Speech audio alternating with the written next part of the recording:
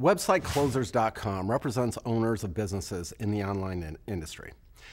As a boutique brokerage focused on representing sellers of internet and digital businesses, we have noticed that during the process of the sale, there is a never-ending flow of issues that require answers.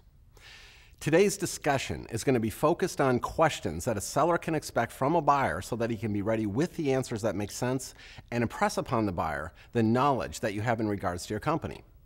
Now, due to time constraints that I will have in this video, I'm going to dwell on the most important issues, but for the entire list, go to our website at websiteclosers.com. Now, let's start with the initial moments in the interview process. The most important thing is to establish a connection with the would-be buyer. The initial moments should be spent with a brief bio about the buyer. Listen carefully to what is being said. First, draw things in common with the buyer. I mean, listen to his comments and listen to potential synergies there may be with your company. More than anything, it is important to establish a feeling of comfort and trust with the buyer. Show them ways they will gracefully transition into your company. Explain how your company began and detail the reasons that you were successful and what you have done to set yourself apart from others. Describe a day in the life of yourself. Let them know that you have a great, challenging, and intellectual position. Don't be afraid to detail your time away from the company as well. Everyone wants to know the company can afford to survive if you leave for a vacation, for a week or two. Now, next, who are your competitors? And why are you able to successfully compete? And how will you continue to compete and thrive? An issue as important to a buyer as your recent past is your ability to succeed indefinitely into the future. What are the things that you can do to increase your sales, okay? Be careful on the subject, because if you sound extra enthusiastic, then the first thing an intelligent buyer is going to ask is, why aren't you doing these things yourself? Now, mention these things as potential add-ons, not as an answer to life's mysteries or a magical elixir. Elaborate carefully, okay, on the topic of infrastructure. Detail the fact that your job description is oversight, but that you are fully ready and willing to jump into action if the need arises. Why are you selling? Don't be afraid to be very forthright. Any number of reasons for selling are acceptable, right up to just being burned out.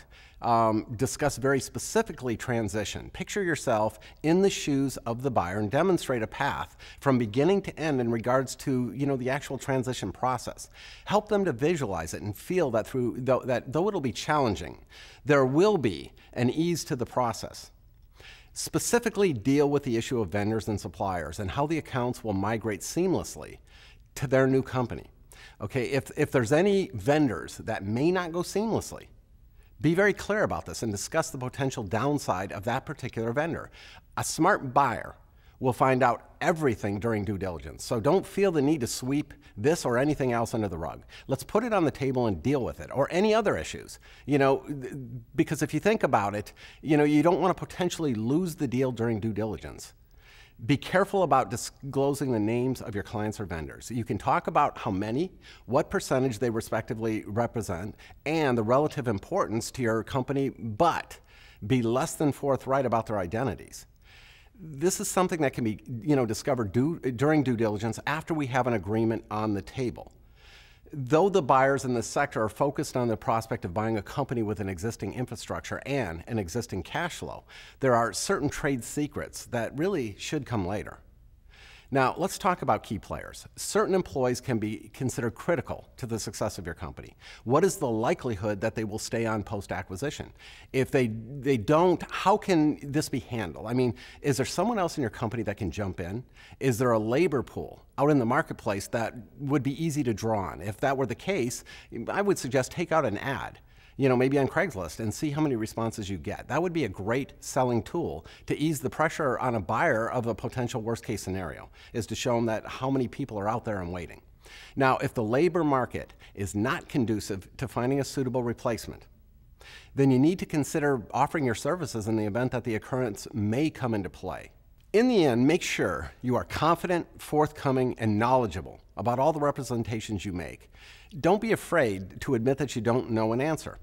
It's easier to go back and get that answer than it is to give an incorrect answer or a partially correct one.